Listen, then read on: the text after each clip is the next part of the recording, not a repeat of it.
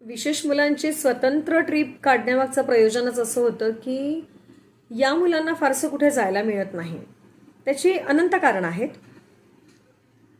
खूपदा पालकांना त्यांना नेणं अडचणीचं असतं, कारण ही मुलं कुठेही हायपर होऊ शकतात, किंवा त्यांना ती गर्दी आवडत नसते, किंवा घरातल्या लोकांशिवाय आणखीन कुठे मॅच होता येत नाही, किंवा वेगळ्या ठिकाणी जाणार असू तर बरेचदा तिथे सोयी नसतात. म्हणजे माझं नुकतंच पायाचं ऑपरेशन झालेलं आहे, त्यामुळे मी वॉकर, व्हीलचेअर, स्टिक सगळं वापरलेलं आहे. तर मला लक्षात आलं की हॉटेलला जरी जाणार असेल तरी तिथे साधा रॅम्प नाही, व्हीलचेअर नाही, पकडायला रॉड नाही. म्हणजे आपल्याकडे कंपल्शन असूनही या गोष्टी दिसत नाही. म्हणजे मला म्हणजे जेव्हा मी अनुभूती घेतली तेव्हा लक्षात आलं की अरेच बऱ्याच गोष्टींचा अभाव आहे. तर एखाद्या रिसॉर्टला जरी जाणार असेल तरी पण तिथे या सगळ्या सोयी असतीलच असं नाही.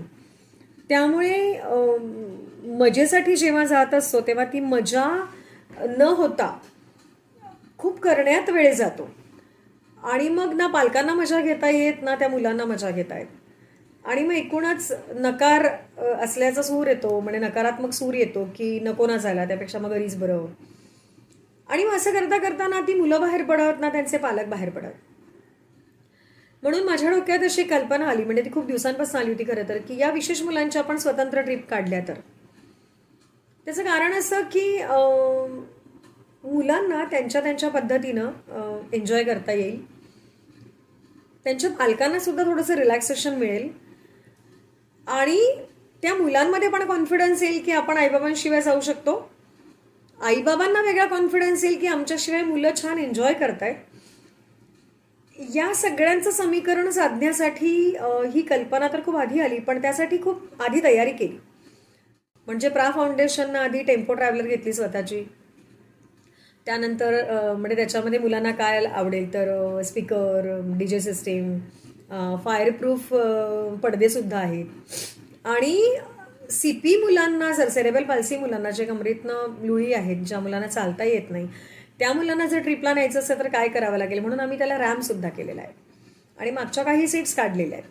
म्हणजे रॅम्पवरून ही व्हीलचेअर बाउंडेड मुलं सहज वर जातात, तिथे ती चेअर लॉक होते आणि पुन्हा सहज खाली येतात. म्हणजे एका ठराविक वयानंतर या मुलांना उचलणं फार कठीण होतं. त्यामुळे त्यांनाही सुखकर आणि आम्हालाही सुखकर अशा सगळ्या कल्पना डोक्यात येत होत्या. तशी आम्ही रॅम्पची गाडी तयार केली. प्रॅक्टिकल म्हणून आम्ही काही ट्रिप्स अरेंज केल्याही, आणि मग लक्षात आलं की अरे सगळी मजा मजा आणि सगळं सुखकर आहे, सगळं होतंय. हे जेव्हा आमच्या लक्षात आलं तेव्हा आम्ही असं ठरवलं की आता या मुलांच्या ट्रिप्स निघाव्यात वेगवेगळ्या ठिकाणी जिथे अशा सोयी असेल. म्हणजे व्हीलचेअर असेल किंवा व्हीलचेअर सहज टॉयलेटमध्ये जाऊ शकेल, आणि जर अशा काही ठिकाणी सुविधा नसतील तर आम्हाला त्यांना सुचवता येईल की अशीही अशीही मुलं तुमच्याकडे येऊ शकतात, तर या सोयी तुम्ही करून द्याव्यात किंवा सोयी कराव्यात. म्हणजे मला असं वाटतं की हा एक अवेअरनेस म्हणून पण, अवेअरनेस प्रोग्राम म्हणून पण होईल. कारण जोपर्यंत घटना घडत नाही तोपर्यंत रिव्हॉल्युशन निर्माणच होत नाही, आणि त्याची गरज आहे असं लोकांना वाटत नाही. त्यामुळे गरजेतनं काहीतरी चांगलं निर्माण होऊ शकतं. म्हणजे ज्या ठिकाणी या सोयी नाही आहेत त्या ठिकाणी या सोयी कराव्यात याचा आग्रह धरता येईल. हे एक. मुलांना स्वतंत्र ट्रिपला जाता येईल, मुलांना स्वतंत्र ट्रिपला जाता येईल, आईबाबांना कॉन्फिडन्स येईल, आणि सगळ्यात महत्त्वाचं त्यांच्याही आयुष्यात त्यांना जी मजा करावीशी वाटते, शेवटी आपण आनंदासाठीच जगतो, वाटते ती त्यांना त्यांच्या मित्रमैत्रिणींसोबत स्वतंत्रपणे करता येईल. शेवटी आपली जगण्याची धडपड कशासाठी आहे? आयुष्य सुखात आणि मजेत आणि आनंदात घालवण्यासाठी. त्यासाठीच हा छोटासा प्रयत्न प्रा फाउंडेशन करत आहे, आणि पहिलीच ट्रिप आमची सक्सेसफुल आहे. पूर्ण बस फुल झालेली आहे. मुलांची एक्साइटमेंट खूप आहे, पालक आम्हाला सांगतायत, आणि आमची पण सगळी तयारी झालेली आहे.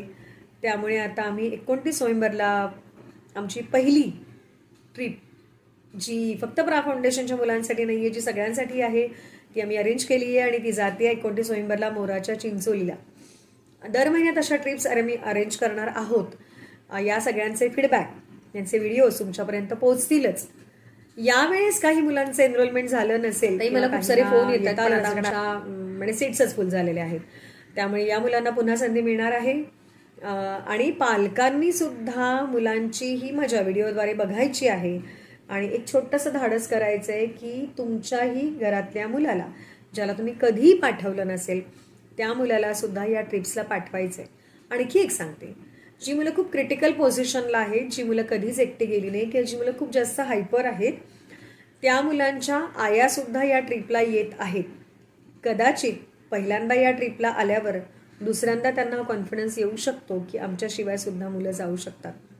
एकूणच काय, प्रा फाउंडेशननं ठरवलं आहे की या विशेष मुलांच्या पालकांना एक वेगळा कॉन्फिडन्स द्यायचा आहे की तुमच्या मुलांसाठी सुद्धा अशा ट्रिप्स राहणार आहेत, त्यांची मजा राहणार आहे आणि मुलांनी सुद्धा तो कॉन्फिडन्स घ्यायचा आहे. गिव्ह अँड टेक पॉलिसी आहे, आम्ही द्यायला बसलो आहे, तुम्ही घ्या आणि मजा करा.